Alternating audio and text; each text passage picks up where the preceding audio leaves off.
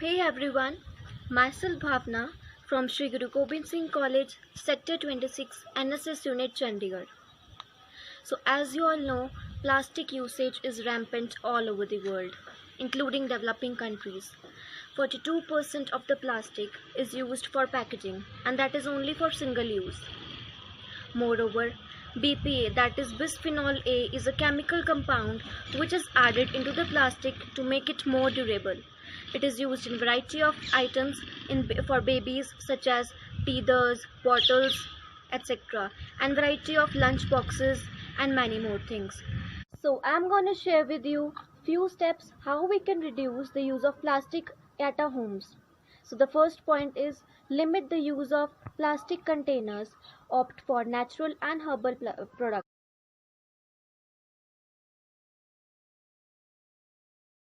Avoid disposable sanitary pads and diapers. Instead of that, use cloth diapers or reusable ones. Avoid using plastic shrink wraps. Instead of that, buy fresh fruit from the market or from the bulk vendors. Avoid single-use sachets such as cosmetic and shampoo sachets. These sachets are made up of plastic and aluminum foils, so these are very uneconomical for recycling. Avoid using plastic cutlery. Instead of that, use reusable ones. Thank you. I hope you will follow these.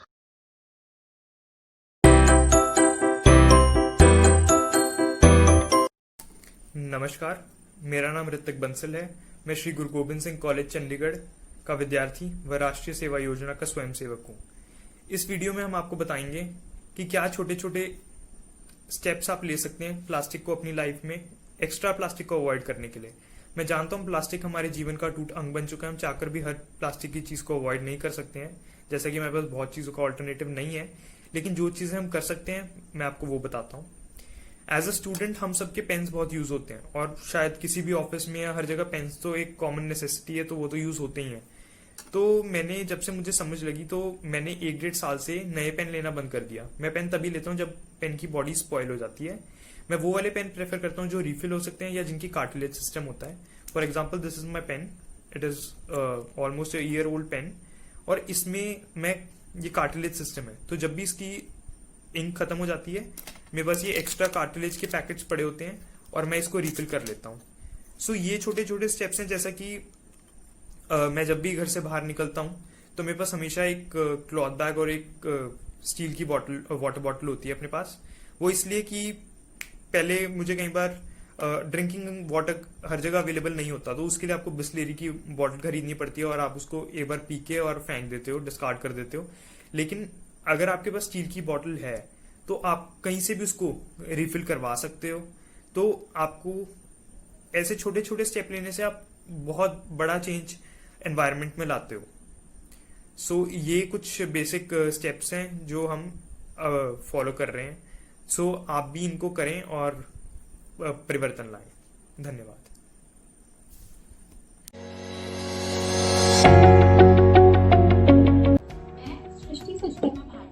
Shri Guru Gobind Singh college sector 26 Chandigarh की विद्यार्थी हूँ। साथ ही मैं राष्ट्रीय सेवा योजना की स्वयं सेविका भी हूँ। मैं आज आप सबको बताना चाहती हूँ कि प्लास्टिक के हमारी प्रकृति और पर्यावरण पे कितने बुरे प्रभाव पड़ सकते हैं। जैसे कि आप सबको पता ही है कि प्लास्टिक डिकम्पोज होने में हजारों वर्षों से ज्यादा लेता है, तो इसलिए हमें प्लास्टिक की वस्तुओं का कम से कम इस्तेमाल करना चाहिए। ये चीज मैं आपको एक उदाहरण से समझाना चाहती हूँ। जैसे कि ये एक सॉस का पाउच है।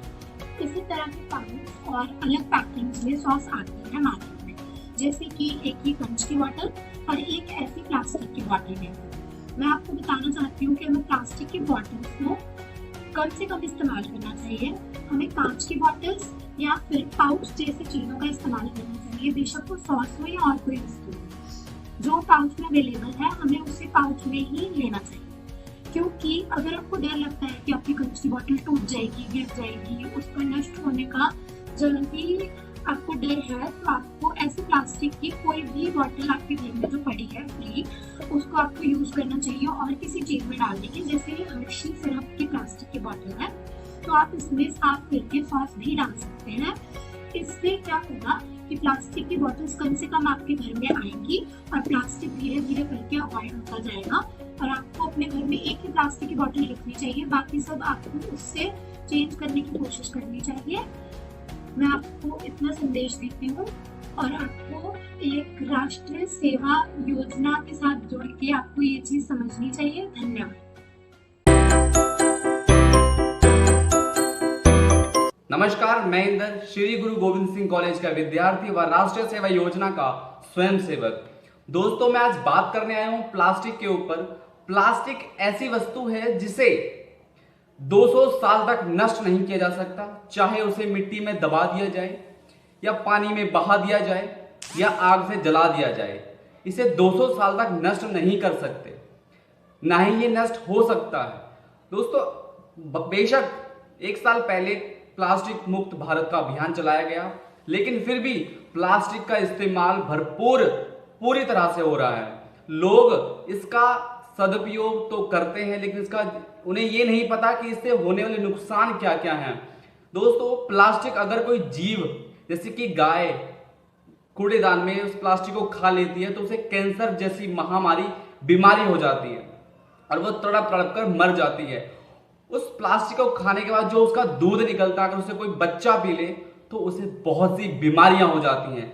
आप लोग सुनते होंगे कि छोटे से बच्चे को कैंसर हो गया, छोटे से बच्चे को डायरिया हो गया, या छोटे से बच्चे ने दूध पिया उसे फूड इन्फेक्शन हो गया।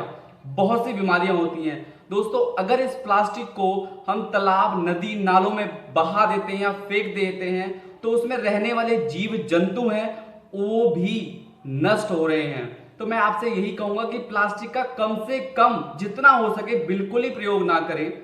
हम प्लास्टिक को जड़ से खत्म नहीं कर सकते, क्योंकि आज हमारे घर में एक छोटी से छोटी चीज भी प्लास्टिक की है और वो हम इसे रोज यूज कर रहे हैं, अपनी दिनचर्या में इस्तेमाल कर रहे हैं। मैं आपसे विनती करता हूं कि प्लास्टिक का जितना हो सके कम से कम यूज करें। पॉलिथीन की जगह आप थैला लेकर जाएं, कपड़े के थैले का इस्तेमाल करें। पॉलिथीन तो आप बिल्कुल बंद ही कर दें तो आपके लिए, आपके समाज के लिए, आपके देश के लिए बहुत बढ़िया होगा। और कोशिश करें कि यह अभियान, यह मुहिम, यह सब तक बताएं कि प्लास्टिक, पॉलिथीन का इस्तेमाल ना करें। पॉलिथीन की जगह हम कपड़े का इस्तेमाल कर सकते हैं। बहुत बहुत धन्यवाद। जय हिंद, जय Bharat. Hello everyone, myself Garima of BCom First, an NSS volunteer of Shri Guru Gobind Singh College, Chandigarh.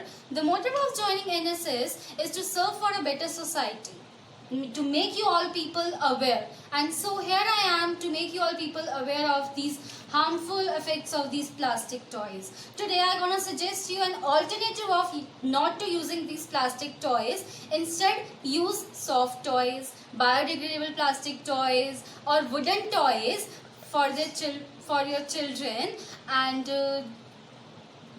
you know what, the chemicals released in making these toys are very harmful. They has been linked to many health issues, birth defects, cancer, etc. And since children try to put these toys in their mouth, they are at an increased risk. So I request you all to not to use these plastic toys. Use biodegradable plastic toys, wooden toys, or we can use soft toys instead of these plastic toys. Also, one thing more, that most of these toys are from China.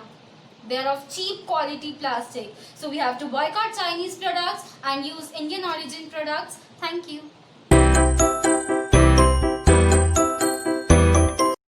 Hello everyone, my name is Ritik Bansal and I am an NSS volunteer of Shri Guru Gobind Singh College, Chandigarh. Today, on the occasion of No Plastic Day, I would like to make a humble appeal to everyone. My appeal is that don't snip off the tip of your milk packets. For example, this is your milk packet and this is the tip. You don't have to snap it through. You just have to cut it 3/4 from here in a way that the tip remains intact with the packet. Milk packets are made up of LDPE, which is low density polyethylene. It is a recyclable material and it holds a very high value in recycle market. But because the people snip off the tip, there are very high chances of losing this tip, and they don't even reach segregation centers. They are either taken up by the soil or marine life, and finally they contaminate our environment. So it's my humble appeal to everyone that discard your milk packets without snipping off its tip. Thank you.